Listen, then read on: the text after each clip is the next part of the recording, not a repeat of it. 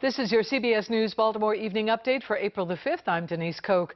A special visit today as President Biden is in Baltimore in a show of support after the collapse of the Francis Scott Key Bridge sent shockwaves through our city. The president surveyed the devastation by helicopter early Friday afternoon before receiving a briefing from local officials.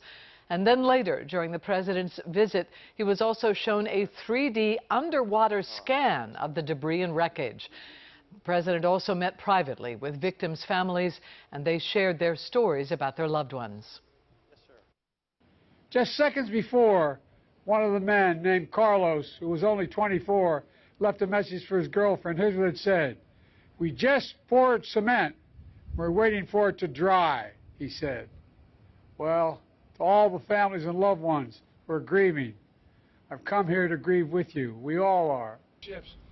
Next Tuesday, Maryland's congressional delegation will be meeting with Governor Moore to discuss emergency funding for Baltimore and its response to the bridge collapse. Our coverage will continue on WJZ News at 5 on Monday. And the question everyone has been asking all day long, did you feel it this morning? A mild earthquake struck New Jersey. It could be felt in New York City, Philadelphia, and here in Baltimore. Check out this video that shows New York City preliminary reports indicating it was a 4.8 magnitude earthquake. The epicenter was just northeast of Lebanon, New Jersey. It's about 50 miles west of New York City. The New York Police Department said no injuries or damage have been reported, but the earthquake did impact air travel. The FAA said flights at BWI Thurgood Marshall, as well as New York's Kennedy, Philadelphia, Baltimore, and Newark airports, were put on hold briefly while runways were inspected for possible damage. And another developing story, MDTA investigating a deadly crash in Baltimore City.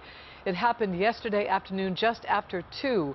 Police say a 35-year-old garbage truck driver ran off an exit ramp in the area of southbound Maryland Route 295 near Monroe Street in South Baltimore and then landed on the tracks below. The victim is from Hanover and died at the scene. No other injuries were reported.